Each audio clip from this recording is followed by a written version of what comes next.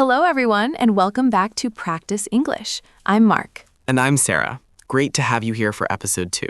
If you're new to the channel, welcome. And if you're back from episode 1, thank you so much. We're so happy to see you again. In our last episode, we talked about going to for future plans and intentions. Today, we're going to explore more ways to talk about the future. That's right. We'll learn about will, how to express certainty and possibility, and something really useful called the first conditional. Don't worry if that sounds complicated. We'll take it step by step with lots of examples. So grab a cup of coffee, get comfortable, and let's dive in. Okay, Mark, let's start with will. When do we use it? Well, Sarah, will is one of the most common ways to talk about the future in English. We use it for predictions, spontaneous decisions, promises, and offers. Let's look at the structure first. It's actually very simple. Subject plus will plus base verb. For example, I will help you. She will arrive tomorrow. They will love this restaurant. And here's something students love. We almost always use the contracted form in spoken English. Exactly. Instead of I will, we say I'll. You will become you'll. He will become he'll, and so on. Listen to these examples. I'll call you later. She'll be here soon. We'll see you tomorrow. Now, listeners, try this. Say out loud, I'll help you with your homework. Go ahead. Pause and repeat it. Pause. Good. Now let's look at the negative form. We use will not, but the contraction is won't. Won't is the same for all subjects. I won't, you won't, he won't, they won't. For example, I won't be late. She won't forget. They won't mind. It's important to note that won't is much more common in everyday English than will not. Will not sounds very formal or emphatic. Right. If you say, I will not do that, it sounds very strong, like you're making a big statement. Now, what about questions? The structure is will plus subject plus base verb. For example, will you come to the party? Will she be okay? Will they finish on time? And for short answers, we say yes, I will or no, I won't. Let's practice this together. Mark, will you help me with this example? Yes, I will. See? Short and natural. Listeners, now you try. Answer this question out loud. Will you practice English today? Say either yes, I will or no, I won't. Pause. Perfect. We hope you said yes, I will. Now let's talk about something really interesting, how certain or sure we are about the future. Good point, Sarah. Sometimes we're 100% sure and sometimes we're just guessing. When we're certain or when we're making a strong prediction, we use will. For example, it will rain tomorrow.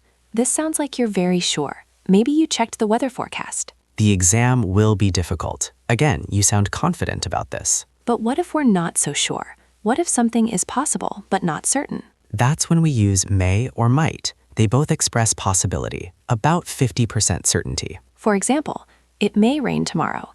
This means maybe it will rain, maybe it won't. She might come to the party. Again, you're not sure. It's possible. The structure is the same as will. Subject plus may or might plus base verb. Important note, may and might have exactly the same meaning in modern English. You can use either one. Some people think might is less certain than may, but in everyday English, they're really the same. For the negative, we say may not or might not. We don't contract these. For example, I may not go to the concert. He might not pass the test. Notice that we don't say mayn't or mightn't. That's not natural English. Let me give you a real-life example. Imagine you're looking at the sky. You see some clouds, but you're not sure about the weather. You could say, it might rain later. I'll take an umbrella just in case. See how we used both? Might for the possibility, and will for the certain decision. Listeners, think about your plans for this weekend. Is there something you might do but you're not 100% sure? Create a sentence with may or might.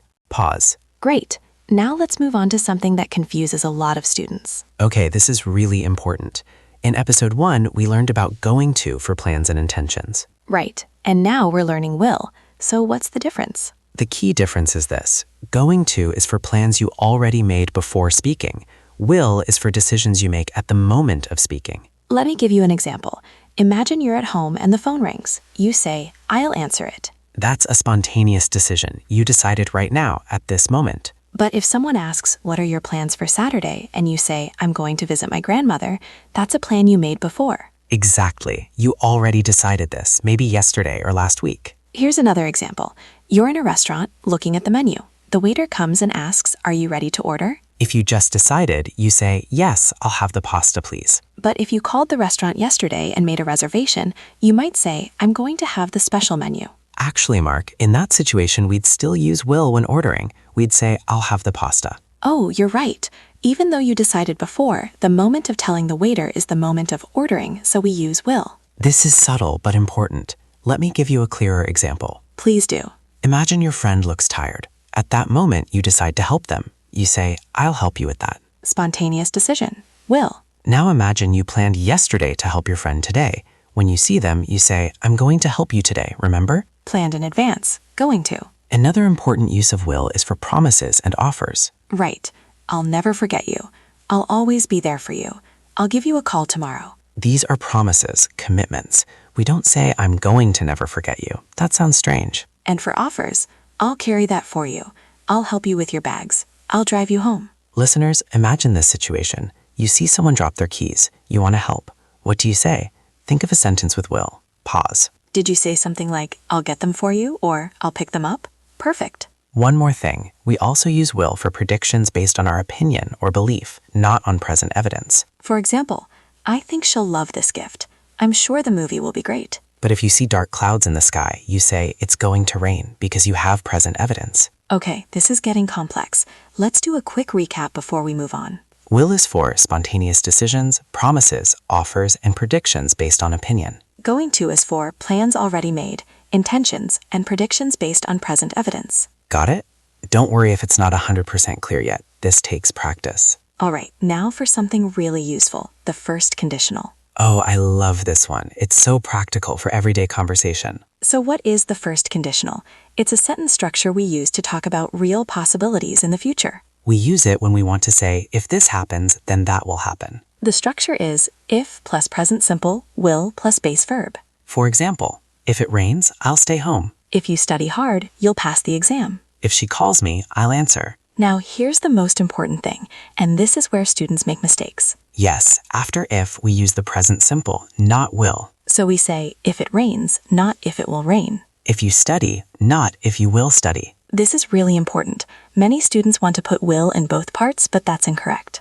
Think of it this way. The if part describes the condition, the situation. We're not sure if it will happen, so we use the present tense. And the second part, the will part, describes the result, what will happen if the condition is true. Let me give you a real-life example. Imagine you're talking to a friend about weekend plans. Okay. You say, if the weather is nice, we'll go to the beach. Perfect.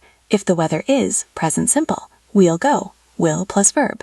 Now here's something interesting. We can reverse the order of the sentence. That's right. We can say, we'll go to the beach if the weather is nice. Notice that when the will part comes first, we don't use a comma. So if it rains, I'll stay home.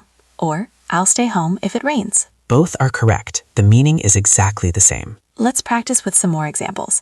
If I finish work early, I'll call you. If you don't hurry, you'll miss the bus. If she doesn't study, she won't pass the test. Notice that one, negative in both parts. If she doesn't study, she won't pass. We can also use may or might in the result part instead of will. Good point. If it rains, I may stay home. This means you're not 100% sure about your decision. If you call her, she might answer. Okay, listeners, now it's your turn. Think about your life. Complete this sentence. If I have free time tomorrow, I'll... Pause. What did you come up with? I'll read a book. I'll watch a movie. I'll study English. Great. Now here's a slightly harder one. Create your own first conditional sentence about learning English. Pause. Excellent. Maybe you said something like, if I practice every day, I'll improve quickly. Or if I watch English videos, I'll learn new words. Perfect examples. Wow, we covered a lot today. Let's do a quick recap. First, we learned about will for future predictions, spontaneous decisions, promises, and offers. We use contractions like I'll, you'll, she'll, and everyday speech. The negative is won't, and for questions we say, will you? Then we talked about certainty. Will expresses strong certainty or prediction. May and might express possibility. We're not 100% sure. Next, we clarified the difference between will and going to. Will is for spontaneous decisions, promises, and offers made at the moment. Going to is for plans we already made before speaking. And finally, we learned the first conditional, if plus present simple, will plus verb. Remember, present simple after if, not will. Use the first conditional to talk about real future possibilities. That's it for episode 2. How did you find it? We hope it was clear and helpful.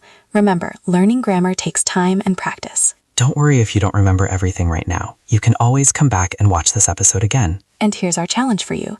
In the comments below, write one sentence using the first conditional about something in your life. For example, if I study English every day, I'll become fluent. We'd love to read your sentences, and we'll reply to as many as we can. If you enjoyed this episode, please give it a thumbs up and subscribe to Practice English. That way, you won't miss episode 3, where we'll talk about more exciting grammar topics. And if you have any questions or topics you'd like us to cover, let us know in the comments. Thanks so much for watching, everyone. Keep practicing, stay positive, and remember, If you practice regularly, you'll definitely improve. see you in the next episode. Bye for now.